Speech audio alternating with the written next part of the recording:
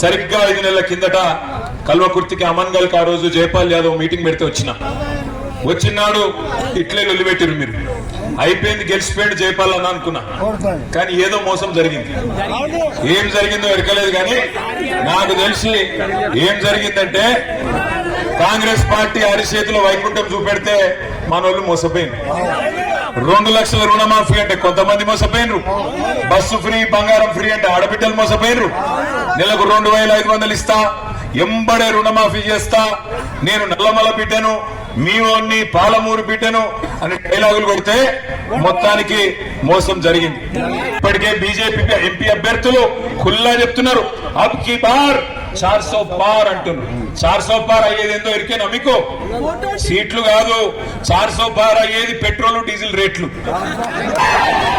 కేసీఆర్ ఉన్నప్పుడే బాగుండే అనుకునేటోళ్ళు మాత్రమే చేయలేవచ్చు.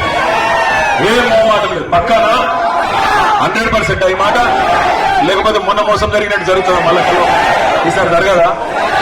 రైట్, అయితే ఒకసారి మీకు మంచి ఉపాయం చెప్తా. కేసీఆర్ గారి ప్రభుత్వం పోయింది, అయ్యో మేము మా ఎమ్మెల్యే ఓడిపోతాడేమో కానీ కేసీఆర్ ముఖ్యమంత్రికి ఉంటాడు అనుకున్నారు కదా మీరు. అట్లెట్లయితుందా? ఎమ్మెల్యే ఓడిపోతే కేసీఆర్ ఎట్లా ముఖ్యమంత్రి అవుతాడు? అందుకే మీకు బెస్ట్ ఉపాయం చెప్తా. మీకు బెస్ట్ ఉపాయం చెప్తావు. ఉపాయం ఏంటంటే మీరు ఎవ్వరితో కొట్లాడే అవసరం లేదు, ఎవరితో పంచాయతీ పెట్టుకునే అక్కర్లేదు, ఎవరితో లొల్లి పెట్టుకునే అక్కర్లేదు.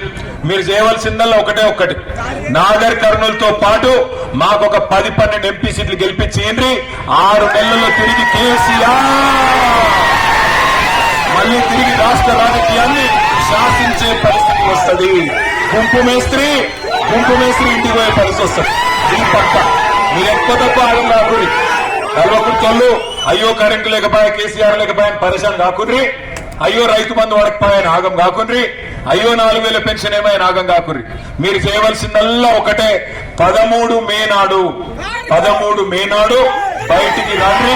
పొద్దున 7 నుంచి 9 మధ్యలో, సాయంత్రం 4 నుంచి 6 గంటల మధ్యలో మంచి చల్లని పూట బయటికి వచ్చి ప్రవీణ్ అన్న గారి కారు గుర్తుకు బ్రహ్మాండమైన సంఖ్యలో ఓట్లేసి గెలిపించి పార్లమెంటుకు పంపండి.